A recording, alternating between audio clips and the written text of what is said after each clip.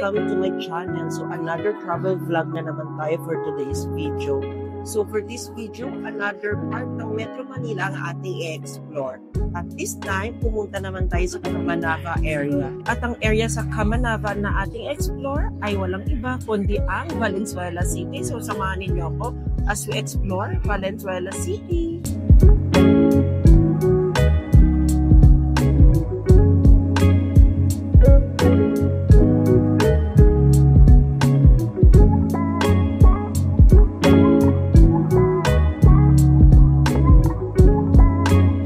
First stop natin dito sa Valenzuela City, ang Valenzuela City People's Park. Ang People's Park ay nagbukas noong 2015. Ang napansin ko dito sa People's Park, hindi siya ganun kalaki yung kanilang park, pero well-maintained at malinis. Bukod sa park, meron din silang mga kainan, may amphitheater sila na pwede for mga event.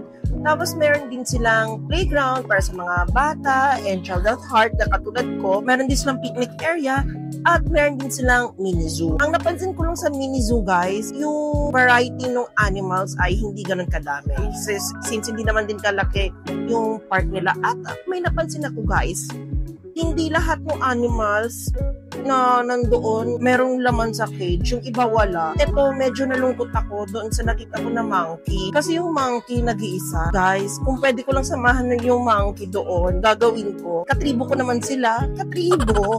Ano eh, kamukha lang ang peg. Eh kaso, sinabi ko doon sa monkey, ay hindi pwede. Kailangan ko mag-work. Walang kakainin ng ating angkan kapag hindi ako nag-work. Charot lang. So, nandito ako ngayon sa Shuttles Best since lunchtime na guys and kailangan ko mag-lunch para may energy ako. Hinintay ko lang yung order ko na pasta. Kain tayo guys. Dumating yung order ko na pasta amatriciana.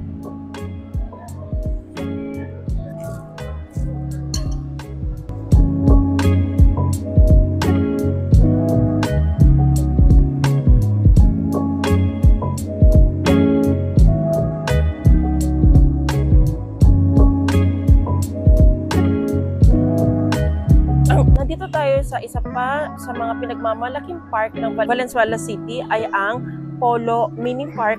Dito yan sa Barangay Polo. Alam nyo ba guys na itong Valenzuela City na ito, hindi naman talaga Valenzuela ang dating pangalan niya, kung hindi Polo ang dating pangalan niya. Kaya tinawag na Polo ang Valenzuela sapagkat nagmula ito sa salitang pulo na ibig sabihin ay island. Kaya siya tinawag na Polo kasi yung Valenzuela ay mukha siyang isla na isang lupang pinaliligiran ng tubig. Kasi kung mapapansin ninyo sa geography ng Valenzuela City, ito ay napapaligiran ng tubig. Kaya magmumukha siyang island. Although technically, ang Valenzuela ay hindi isang island. At ang pangalang Valenzuela ngayon ay nagmula kay Pio Valenzuela na isang miyembro ng Katipunan at isang doktor. Guys, ang Valenzuela City ay dati siyang part ng Bulacan. And then nag-separate siya, no? Hindi ko alam kung kailan siya nag-separate. And then nung 1960s something no panahon ni Diosdado Macapagal, itong town na to ay naging Valenzuela. And then nung 1998, officially naging city ang Valenzuela.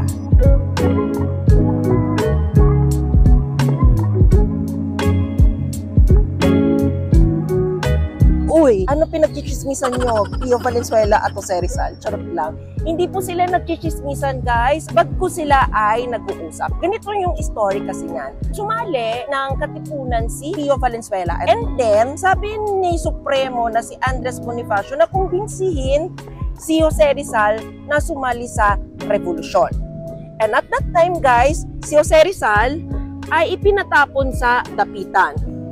Si Pio Valenzuela guys, pumunta siya sa dapitan para kumbinsin itong tropa pips niya na si Jose Rizal. Sabi ni Pio Valenzuela, pre, sali ka naman sa revolusyon, ipaglaban natin ang mga Pilipino. Ganon. Sabi ni Jose Rizal at that time, well actually, hindi naman ako against sa revolution. Para sa akin, hindi pa napapanahon ang revolution. Kailangan na may sapat na armas at kailangan makuha yung approval ng mga elite o ng mga mayayaman. Yun yung kwento sa estatwa na to. Actually guys, itong statwa na to ay meron din to sa Dapitan. Hindi sa Dapitan na sa may UST, kundi sa Dapitan na kung saan ipinatapon si Jose Rizal. Isa sa mga pinagmamalaking delicacy ng Valenzuela ay ang putong polo. Mapapansin ninyo guys na color brown ang putong polo. Kaya siya color brown guys kasi yung putong polo ay mayroong annatto seed o atsuete. Isa sa mga nagtitinda ng putong polo ay ang Mang Delfin. And by the way, alam nyo ba guys, si Mang Delfin ay nag-exist simula pa noong 1940s. Sobrang tagal niya na guys. So tikman natin itong putong polo. First time kong makatikim guys ng puto mula sa Valenzuela. I'm so excited. Tikman natin guys. Unbox lang natin. Teka. Ay, ayun. Naka-tape pala. Masarap guys. Tikman natin itong color brown. Masarap siya guys. Hindi siya ganong katamis. I love it guys.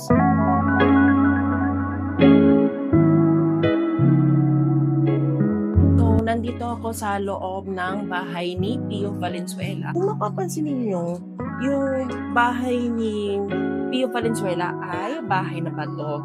Sapagkat si Pio Valenzuela ay nagmula sa mayamang pamilya. So, di ba, kanina na banggit ko na sa inyo guys, kung ano nangyari dun sa meeting niya with Jose Rizal sa Dapitan. So ngayon naman, may chichika ako sa inyo. Itong si Pio Valenzuela pala ay graduate ng medicine. Alam niyo ba kung saan siya graduate ng medicine? Isa sa mga Big 4 universities sa Philippines, ang University of Santo Tomas. At that time, UST lang po ang university nung panahon na Kastila ang nag-o-offer ng medicine. And then, after ng Spanish era, nung mga bandang American era, si Pio Valenzuela ay naging governor ng Bulacan. Kasi dati, itong Valenzuela, tulad yan ang nabanggit ko, ito ay part ng Bulacan. So, in fairness guys ha, ang ganda dito sa museo ni Pio Valenzuela. Well-maintained yung mga display. I love it.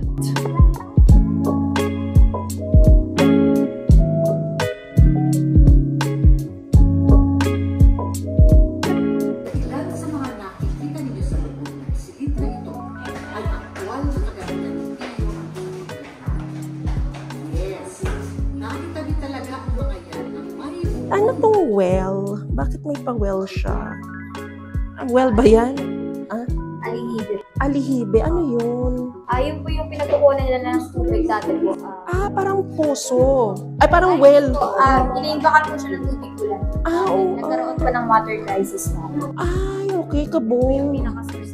Source ng tubig. Pero reconstructed na po yun. Pinaka-original po niya is nasa baba. Ay, Sa ilalim po. wow. Yan po, representasyon na lang po siya. Okay, so ito pala yung may imbakan ng tubig talaga dito.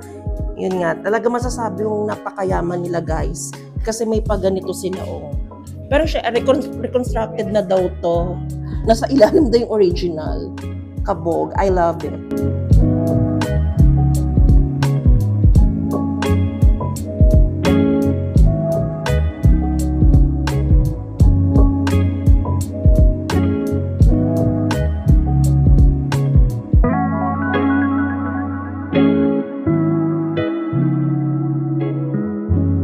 Katapat lang ng ancestral house ni Pio Valenzuela, meron ditong cafe. Ang pangalan is Splendid Brews. Tikman natin guys, itong in-order kong passion fruit tea with coco. So by the way guys, pinales ko ang sugar kasi alam nyo na, we're getting older at ang mga blood level, kailangan ingatan. Grabe guys, napakasarap and refreshing guys. For less than 100 guys, sulit na siya. I love it. Hey guys, meron pa ganito yung barangay polo. Ito yung tinatawag na sidecar. Ito yung parang pedicab. Actually, itong sakayan na to, ngayon ako nakasakay nung ganitong sakayan nila. Pero yung pedicab, nakasakay naman ako, pero matagal na. After pumunta dun sa bahay ni Pio Valenzuela, pumunta naman tayo sa isa pang pinagmamalaking pasyalan ng Valenzuela, yung Tagalog Eco Park. And of course, doon din malapit yung sikat na cafe na Alvarez Cafe.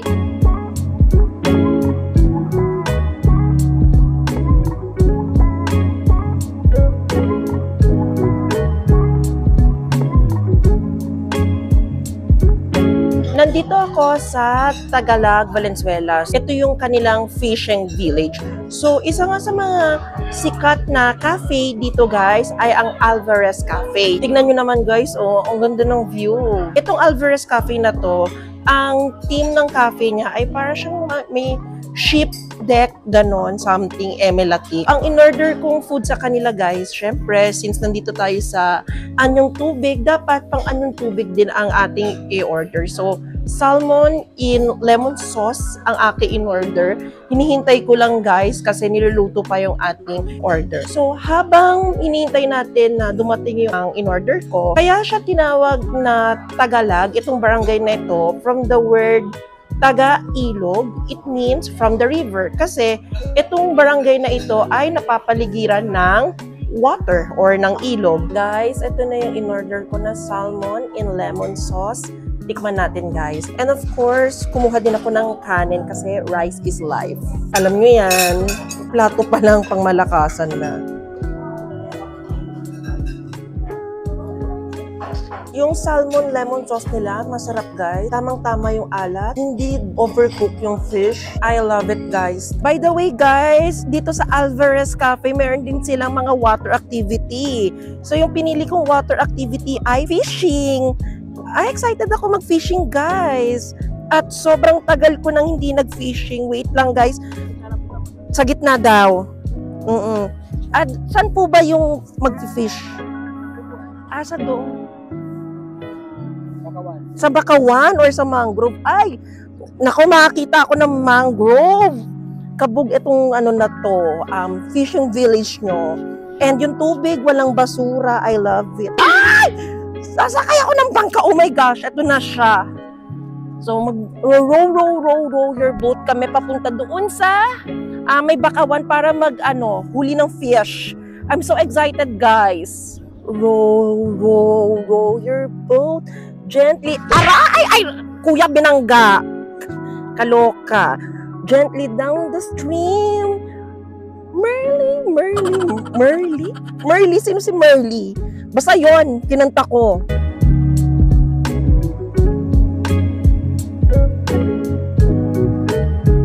Ayan, ganito ba? Ayan, oh. Ay, wait lang!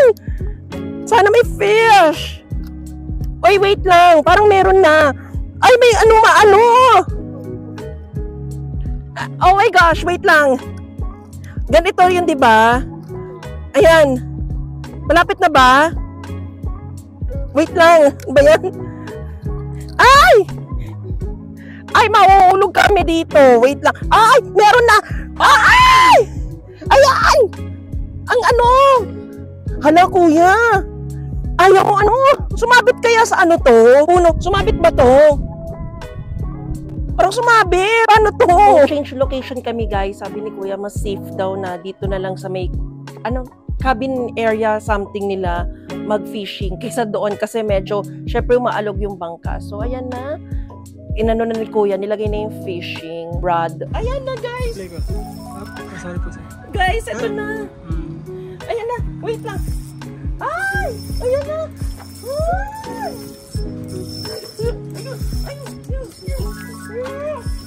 Halika dito. Fish. Yun, oh. Oh, kita nyo yun? Oh. Nakakuha ko. Ay. Babae po yun, babae. Yun. Yun, sige. Oh, ang liit guys. Pero nakakuha ako.